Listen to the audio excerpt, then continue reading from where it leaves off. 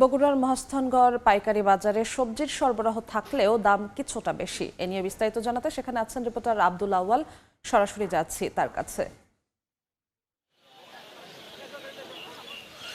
বগুড়ার যে মহাস্থানগড় সবজির মোকাম, সেখানে সপ্তাহখানেক আগেও যে আসলে দামগুলো ছিল সেখান থেকে কিছুটা কিন্তু দাম বাড়াই কৃষকদের মাঝে কিছুটা স্বস্তি ফিরেছে। বিশেষ করে শীতকালীন যে সবজিগুলো, এর মধ্যে ফুলকপি মাঝখানে মাত্র 2 টাকা কেজিতে বিক্রি হচ্ছিল, সেটির দাম কিন্তু বেড়ে 25 থেকে 27 টাকা কেজিতে এখানে পাইকারিতে বিক্রি হচ্ছে। আর যেই বাঁধাকপি দাম ছিল 10 টাকার মতো, সেটির দাম কিন্তু কিছুটা বেড়েছে। তবে মিষ্টি লাউ, তার দাম কিন্তু আসলে স্থিতিশীল আছে, কেজিতে 20 টাকার মতো দরে বিক্রি হচ্ছে। তবে ছাসি লাউয়ের দাম কিছুটা বেশি, সেটি 40 থেকে 45 টাকায়। আর আর কাঁচা মরিচের ঝাঁজ কিন্তু আসলে এই যে মরিচের উৎপাদন জেলা হিসেবে খ্যাত বগুড়ায় কিন্তু বেড়েছে। কাঁচা মরিচের দাম কিন্তু 1 থেকে 2 সপ্তাহ আগেও 40 বা 45 টাকার মধ্যে ছিল, সেটির দাম কিন্তু 80 বা 85 টাকায় গিয়ে ঠেকেছে। বিশেষ করে ভালো মানের যে কাঁচা মরিচগুলো, সেগুলো কিন্তু 100 টাকা কেজিতে বিক্রি হচ্ছে। এছাড়াও শীতের যে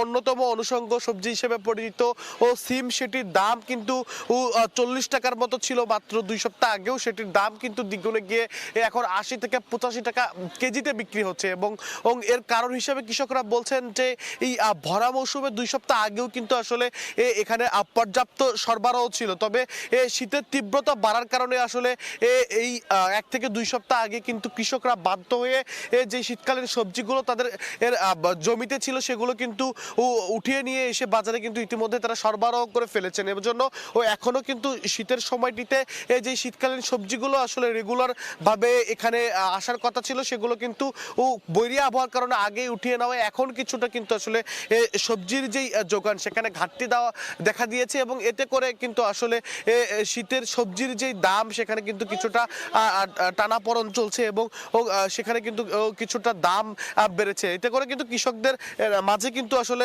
স্বস্তি ফিরেছে।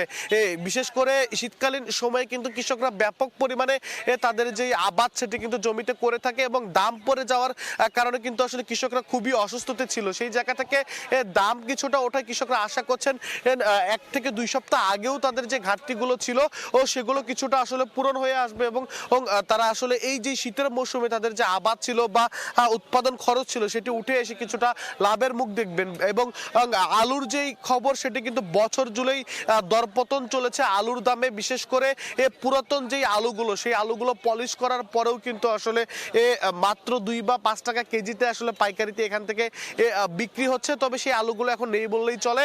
এবং নতুন যে আলুগুলো বাজারে এসেছে, সেগুলোর দাম কিন্তু 1 থেকে 2 সপ্তাহ আগেও 30 টাকায় ছিল, সেটির দামও কিন্তু আসলে 10 টাকা বেড়ে গিয়ে 40 টাকায় ঠেকেছে। এছাড়াও অন্যান্য যেই শীতকালীন সবজিগুলো রয়েছে, বিশেষ করে টমেটো বা অন্যান্য যে সবজিগুলো রয়েছে, সেগুলোর দাম কিন্তু অনেকটাই স্থিতিশীল আছে। এবং কৃষক যারা আছেন তারা বলছেন যে বৈরী আবহাওয়ার কারণে কিন্তু আসলে তাদের যেই উৎপাদন ব্যবস্থা, সেক্ষেত্রে কিন্তু এবারে আসলে ঘাটতি পড়েছে। এবং একটি তথ্য জানিয়ে রাখি, এই যেই মহাস্থানগড় সবজির মোকাম, এখানে থেকে কিন্তু শীতের এই সময়টিতে প্রায় 70 থেকে 80টি ট্রাকে করে প্রতিদিন শীতকালীন সবজিগুলো দেশের বিভিন্ন স্থানে আসলে সরবরাহ হয়ে থাকে। এবং এটি দেশের সবচেয়ে বড় সবজির মোকাম হিসেবে পরিচিত। তো বগুড়া থেকে এই ছিল আমার কাছে সর্বশেষ।